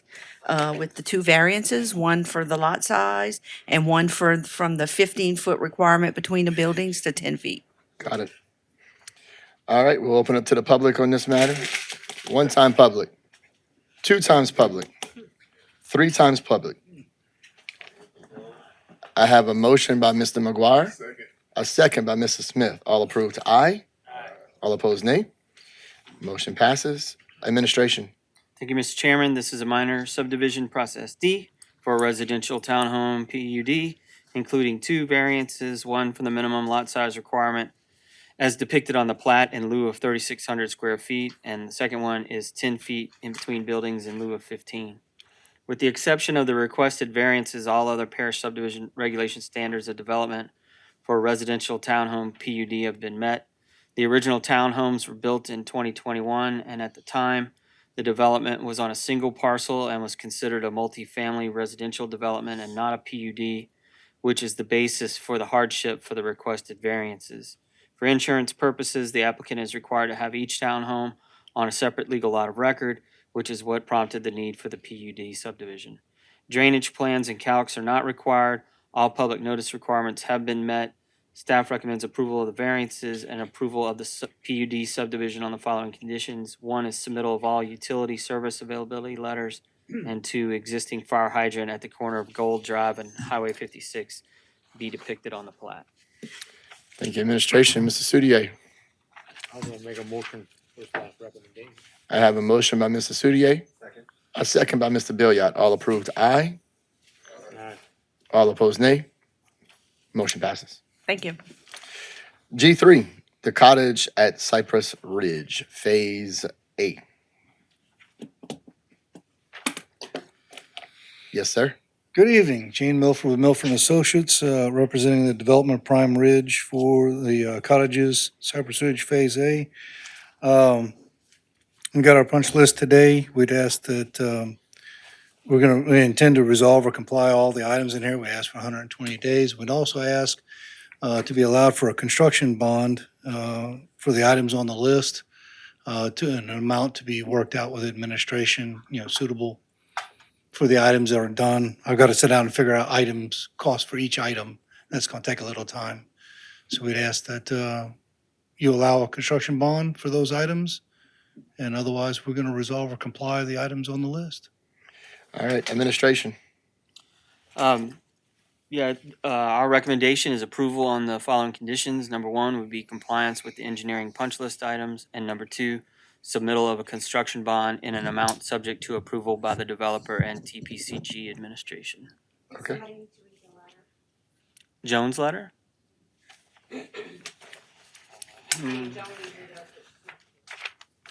Wanna flip a coin? All right. All right. Take a deep breath. This is dated April 16th, 2026. Okay, a final inspection of the above referenced subdivision was held by representatives of the Department of Public Works. The following punch list items remain and need to be addressed. Number one, lights are not installed. Two, a bond or letter of credit in the amount of 125% of the cost to pave is required for the temporary turnarounds. Number three, dates set should be stamped on the benchmarks. Four, pollution control. A, service connection agreement and payment has not been received. B, gravity main deficiencies. 1, there is a low point between manhole 3 and 4. This needs to be to proper grade to flow properly. C, manhole deficiencies. Number 1, manhole number 1, the invert of the manhole is higher than the pipe invert, causing the camera not to fit for inspection. Number 2, manhole number 2 is at the incorrect invert, causing it to flow to the service. D, sewer service deficiencies. Number 1, lot number 20 has the service pipe cut at ground level. Item number 5, drainage. A, culverts 210 are damaged 15 inches. RPVC cross drain culvert has been was bore through. B, manhole 5A, lifting cables need to be cut. C, CB017, CB08, 13 seal voids under decking. D, CB08, 17, CB08, seal voids in CB not sealed properly, remove wood form. 24-inch RPVC culvert protruding into CB. E, culvert 18, size on record drawings is incorrect. F, CB0719, seal voids in CB, remove wood form. G, culvert 24, culvert damage beyond first and second joints. H, sheet 4B of the record drawing shows a culvert that was not installed. Item number 6, roads. A, cracked panel on Rustling Oaks Drive at 132. B, cracked curbing on Rustling Oaks Drive at 140, 185, 188, and 192. And a partridge in the pear tree.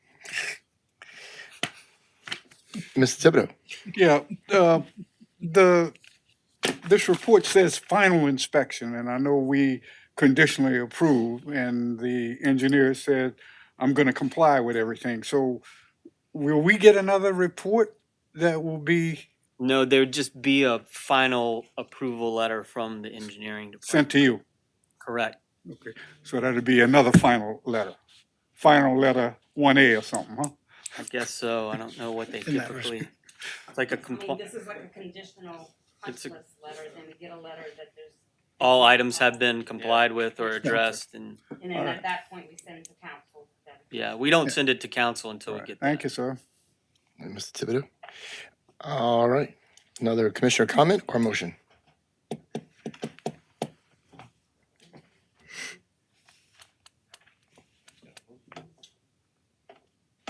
Motion to accept.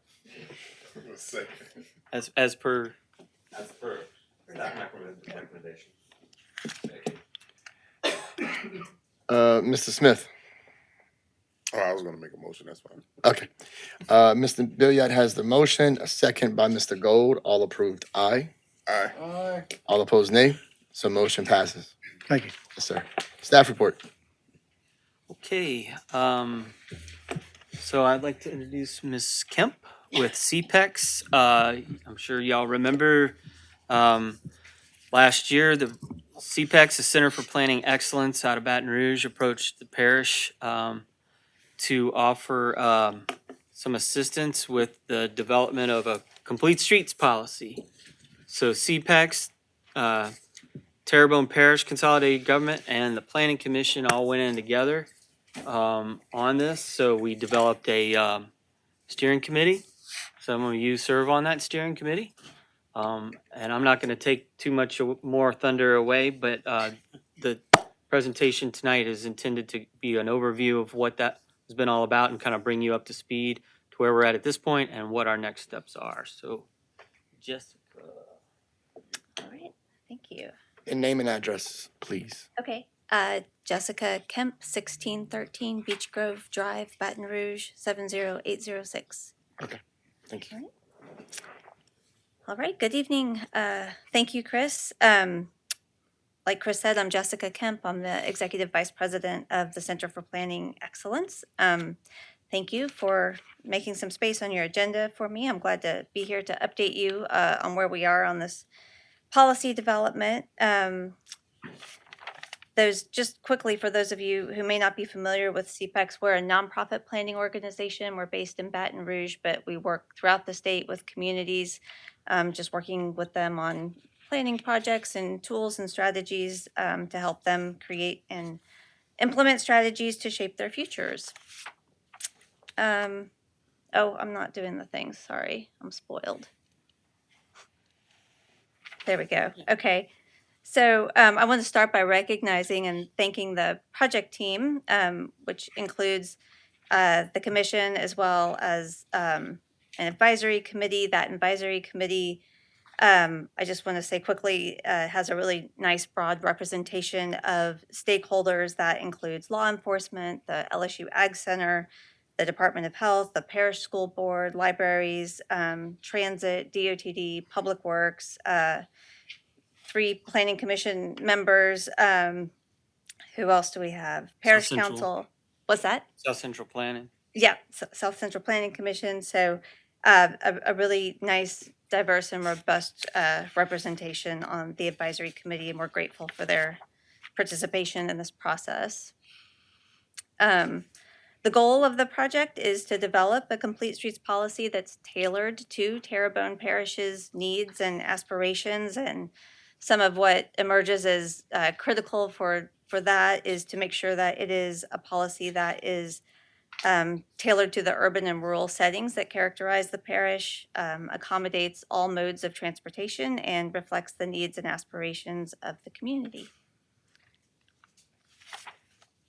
This is our project timeline, and I did bring copies of this presentation if that's helpful or interesting to anybody, because I'm not going to read through all this in detail, but you can see in the arrow where we are. We just completed walk audits in 3 different locations in the parish that kind of represent a diversity of contexts. We've begun drafting the policy, and we are preparing for a demonstration project that will take place at the intersection of Grand Caillou and East Main Street. So that's where we are now. The hope is to have the policy reviewed, approved, completed, and adopted by the end of the summer or early fall. This is just sort of a summary of what we've completed so far. We have done 2 advisory group meetings. The intent is to have 4. The policy development is informed by researching other policies that have some applicability or relevance to the Terrebonne Parish context. We've done a subdivision ordinance review, which is important to identify any potential maybe tweaks that might be made to make sure that that ordinance is plays nice with the policy. And the walk audits that I just mentioned. So we're making progress.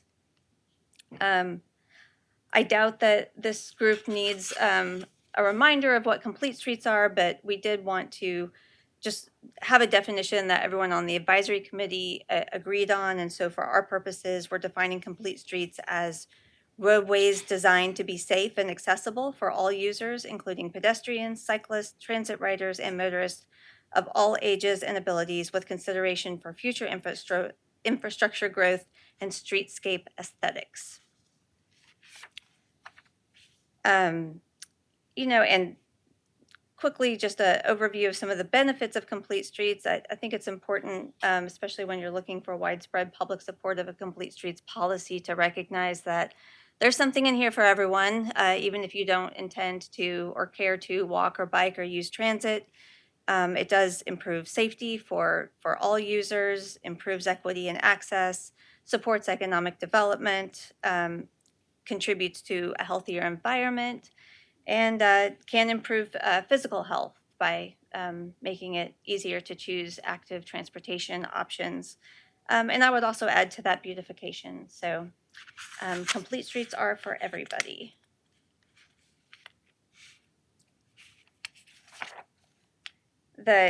We want to point out here that developing this policy does advance goals and strategies that have already been set, both in the Metropolitan Transportation Plan and in your parish comp plan.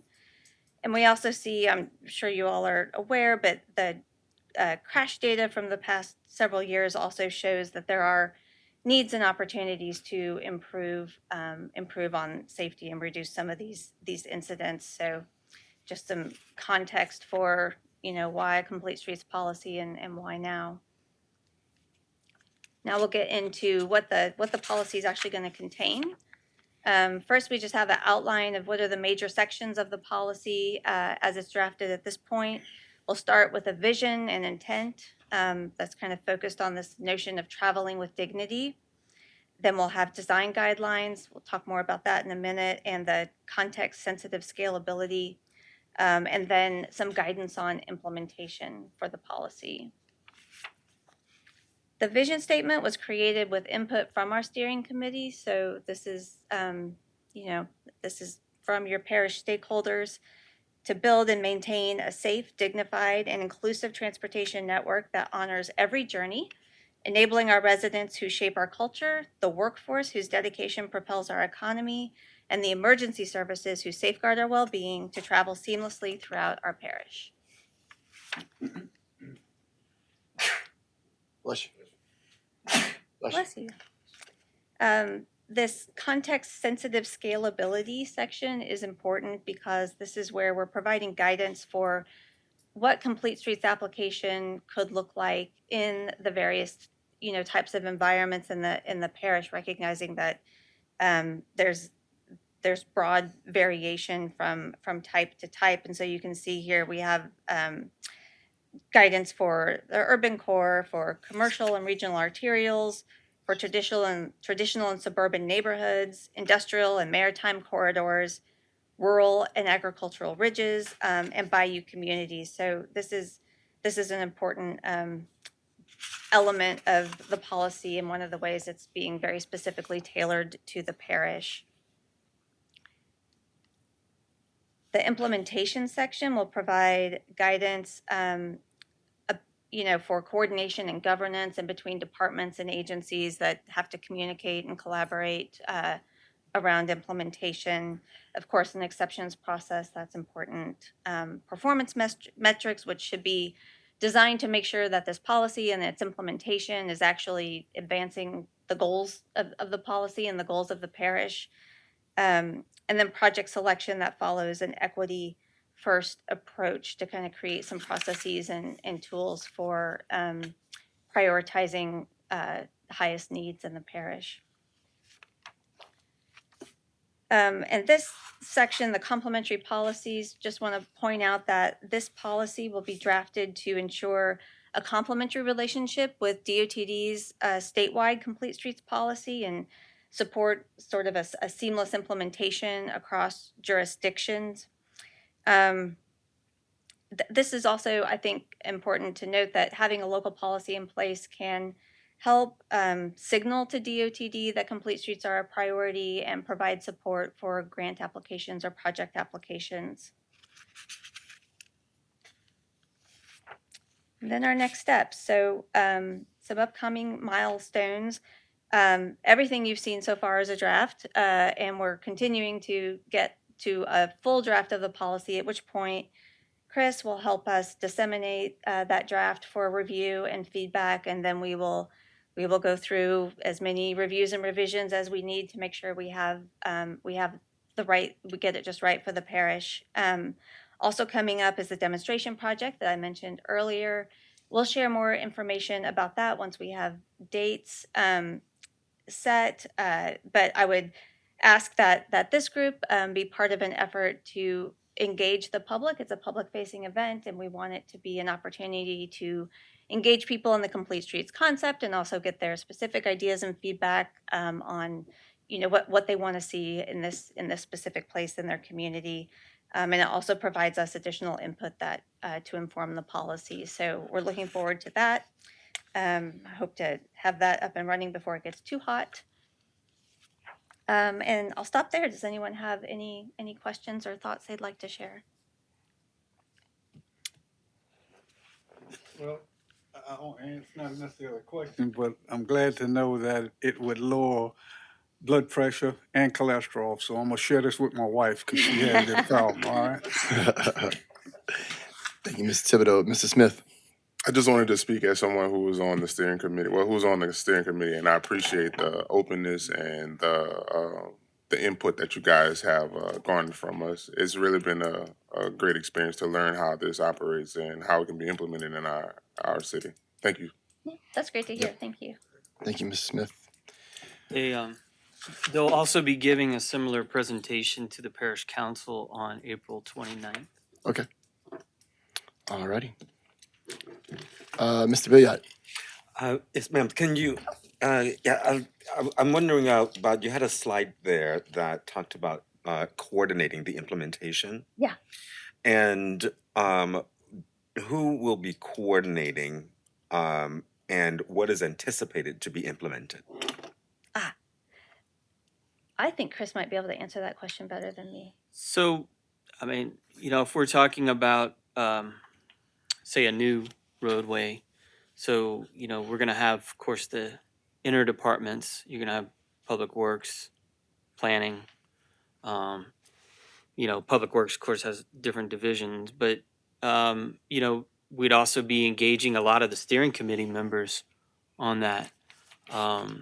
And to see, of the Complete Streets policies, I mean, what really is required here? Is this something, what can the project afford in the budget?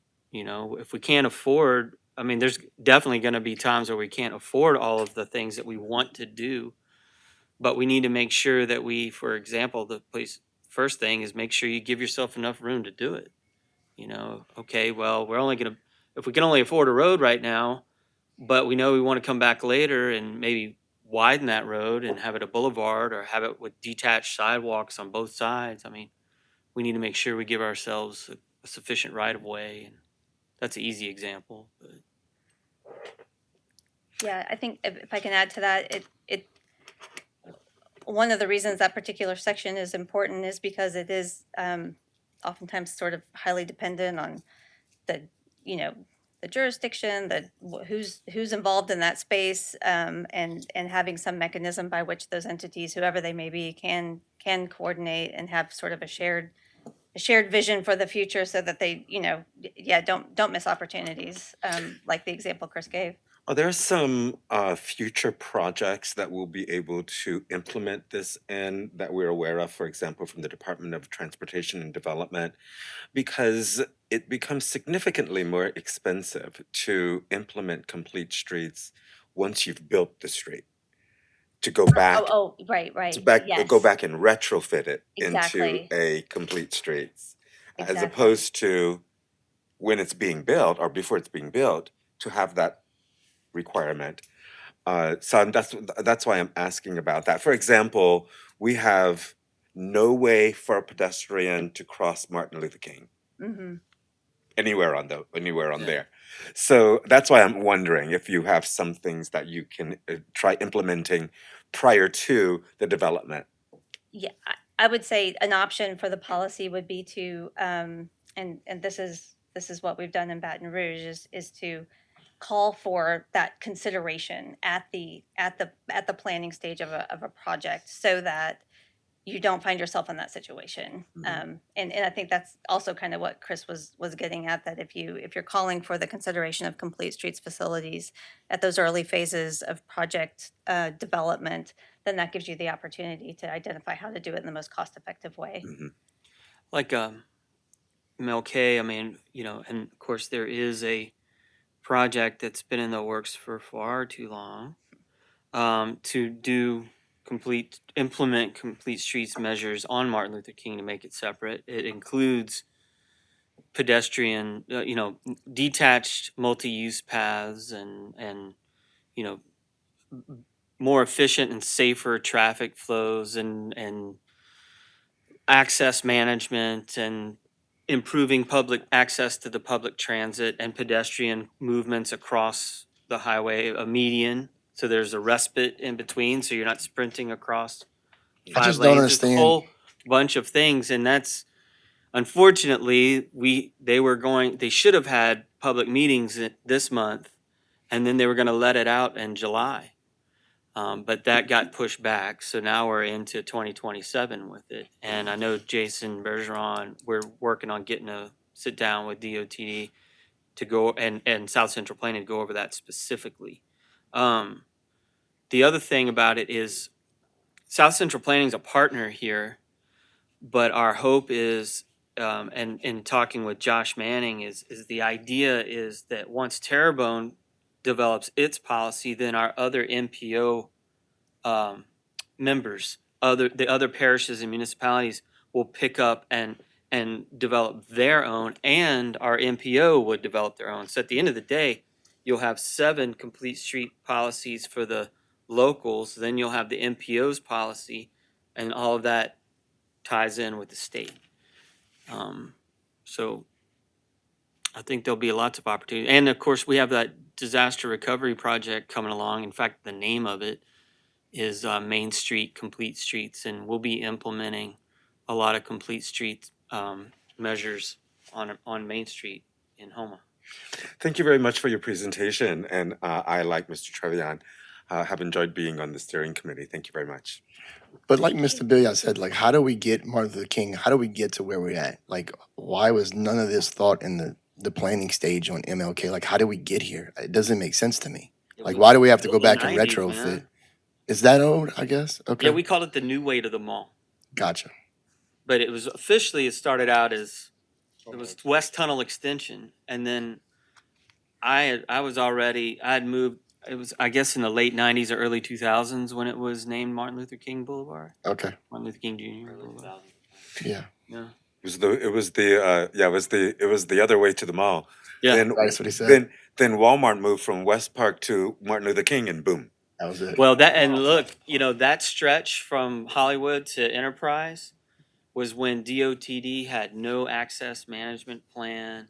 There Gotcha. was no overlay district standards or anything. So that's why Martin Luther King from that stretch looks so different than the rest of it, especially once you get past, the softball complex and stuff. It really starts looking different, right? Because that's when the landscape requirements started kicking in and stuff. But it was just the big box development. I mean, when it was built, it was cane on both sides all the way. Gotcha. Okay. Thank you.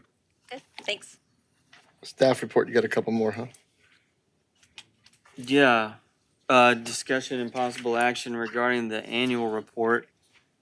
Chris needs to get off his can and do his part and send it to Becky so she can incorporate it into the draft.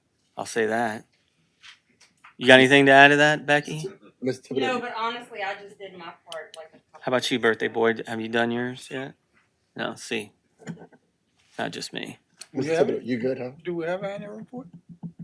No, we have to present, we haven't completed the draft yet to present to you guys, is what we're saying. Motion to accept excuses. All right. I like it. All right, and number 3? Oh, yeah, I mentioned earlier the training. So this is the required planning commissioner training. I don't know where this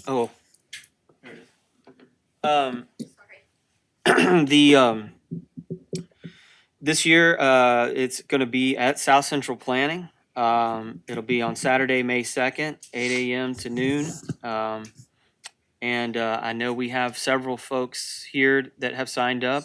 We also have our Board of Adjustment members. You might see at least one of them. You might see several of them there. I think, Henry, are you? I'm not,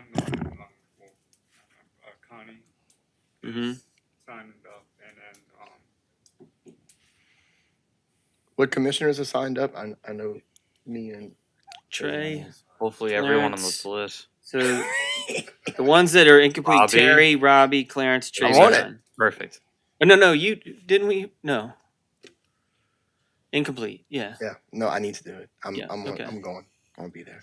So, and Mart, thank you to Mart Black and the other folks at South Central Planning and from our state APA chapter that have volunteered to help put this together. We really appreciate that. So, but if you haven't signed up, you can certainly sign up online and just make sure that you let us know so that we can then get that registration information. Make sure Mart has it so that when you're done, you have a nice, pretty certificate of completion to put on your ego wall. And make sure that Becky gets it. And make sure Becky gets it. Are we all talking in third person?